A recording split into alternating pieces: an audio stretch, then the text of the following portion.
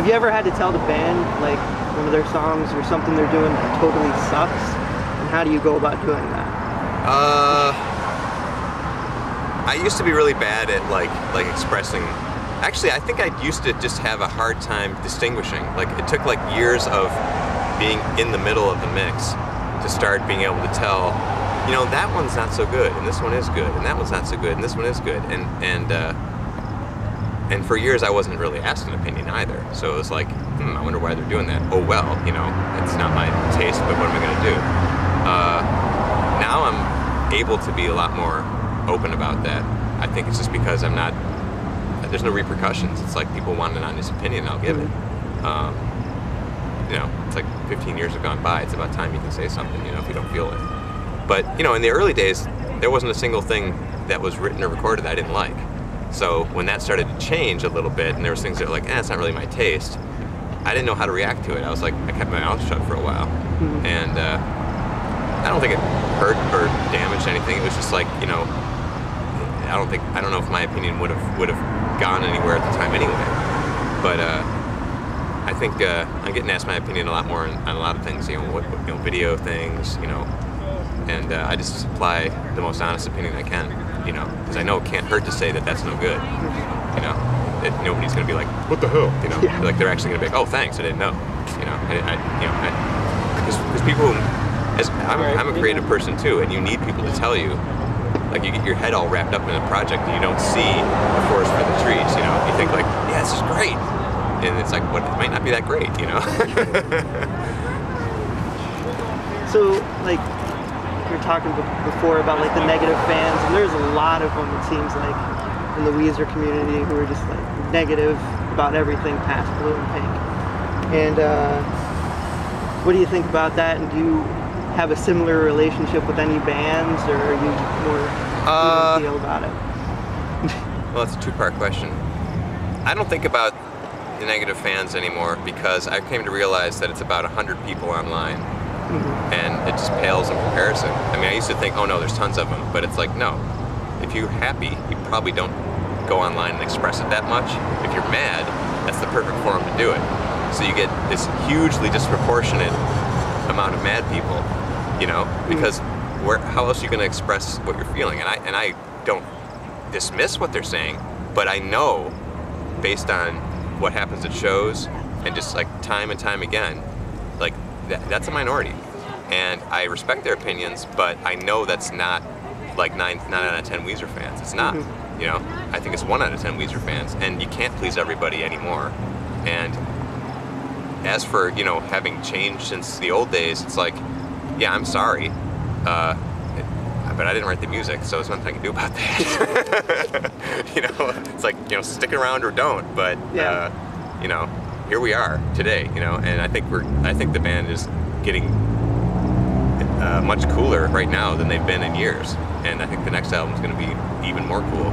Like, I think we're on the right track. I mean, yeah, you get some missteps. I mean, especially when you're inviting lots of songwriters into the mix and you don't know what's going to happen. But I'd rather have a few missteps with some great songs than just constantly repeat a formula, you know. And then the second part of the question is, do I have bands that I feel that way about? I don't know. I'm a big fan of bands, and I think the first time I felt a band fell off was The Clash, because their last album was terrible. Because they had kind of broken up almost, and then their manager came in and kind of like megalomaniac decided he was going to kind of write the album, and it was awful. And I was only like 15 at the time, so I kind of felt like, well, their first 5 albums were great, so I'm just going to pretend this one didn't exist. And they broke up then anyway. Now, if they had kept going at that point and kept making those albums, I mean, those are bad. Those are like D albums. That was a shitty album. It was bad. I don't know what would have happened. I mean, it would have been disappointing.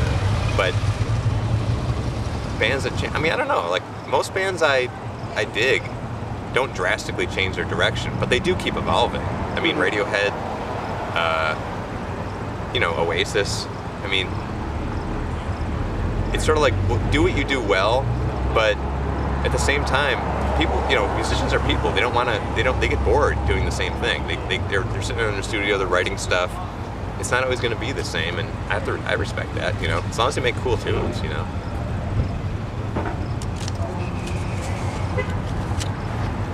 at this point, like, do you still think of yourself, or would you like have ever thought of yourself as a Weezer fan, like Karl the Weezer fan, or are you more just like a friend, co-worker?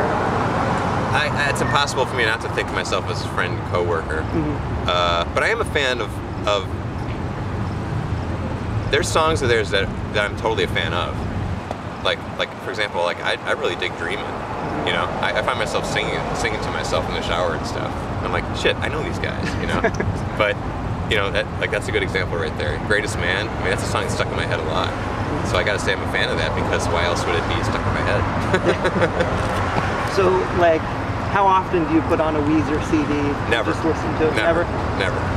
I don't think I put on a Weezer CD except for, like, the first time like the Red Album, I played it like 2 or 3 times in my car when I first got an advance copy, and I really liked it.